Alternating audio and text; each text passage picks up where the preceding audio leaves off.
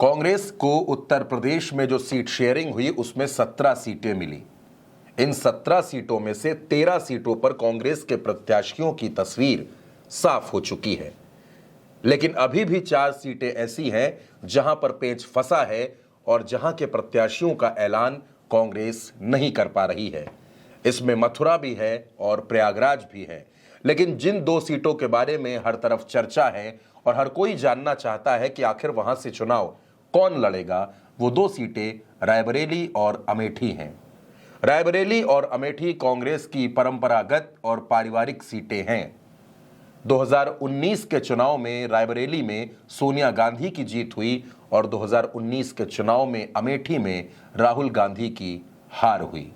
राहुल गांधी 2019 का चुनाव 2 सीटों से लड़े, जिसमें वायनाड से वो चुनाव जीते, लेकिन अमेठी में स्मृति ईरानी के सामने उनको चुनाव हारना पड़ा।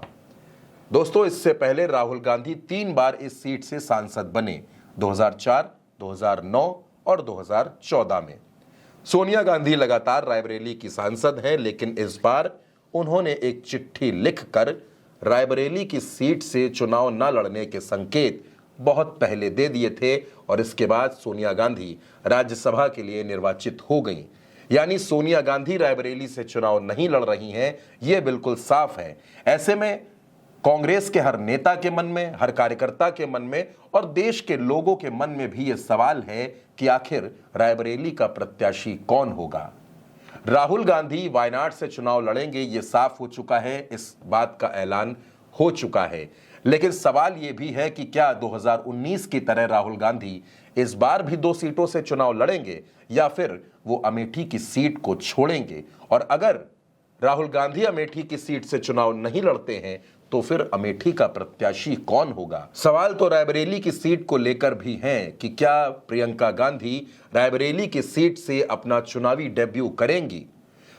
दोस्तों, प्रियंका गांधी को लेकर कई सीटों की चर्चा हुई, जिसमें वाराणसी रही, फूलपुर रही, प्रयागराज रही, लेकिन अभी तक यह साफ नहीं है कि प्रियंका गांधी कहां से चुनाव लड़ेंगी। प्रियंका गांधी 2024 के चुनाव में चुनावी समर में उतरेंगी भी या नहीं उतरेंगी, और अगर उतरेंगी तो फिर वो सीट रायबरेली होगी या फिर अमेठी होगी, इस बात पर भी अभी मंथन चल रहा है। कांग्रेस की तरफ से रायबरेली और अमेठी पर अभी तक कोई स्पष्ट संकेत नहीं दिया गया है। रायबरेली और अमेठी ये दोनों वो सीटें हैं जो गठबंधन में कांग्रेस के हिस्से में हैं और कांग्रेस को इन पर अपने प्रत्याशी तय करने हैं। अमेठी की सीट पर बीजेपी ने एक बार फिर स्मृति ईरानी पर भरोसा किया है, लेकिन रायबरेली की सीट पर बीजेपी अभी वेट एंड वॉच की स्थिति में है। बीजेपी ये देखना चाहती है कि रायबरेली में गांधी परिवार से कोई चुनाव लड़ता है या नहीं, और गांधी परिवार का मतलब यहां पर प्रियंका गांधी से ही है। अगर प्रियंका गांधी चुनाव लड़ती हैं तो बीजेपी अपनी रणनीति में बदलाव करेगी। हालांकि रायबरेली की सीट पर कई अहम नामों के चुनाव लड़ने की भी चर्चा है, जिसमें नुपुर शर्मा का भी नाम है, और हाल ही में बीजेपी के लिए राज्यसभा चुनाव में क्रॉस वोटिंग करने वाले विधायक मनोज पांडे का भी नाम है। हालांकि मनोज पांडे अभी सपा में हैं, लेकिन Y+ कैटेगरी की सुरक्षा भी उनको मिल चुकी है। ऐसे में मनोज पांडे के नाम की भी अटकलें हैं। लेकिन बात वहीं पर घूमकर आती है कि आखिर कांग्रेस सोच क्या रही है, कांग्रेस कर क्या रही है। रायबरेली और अमेठी को लेकर इतना बड़ा सस्पेंस आखिर क्यों है। 2019 के चुनाव तक रायबरेली और अमेठी में कभी भी ये सस्पेंस देखने को नहीं मिला।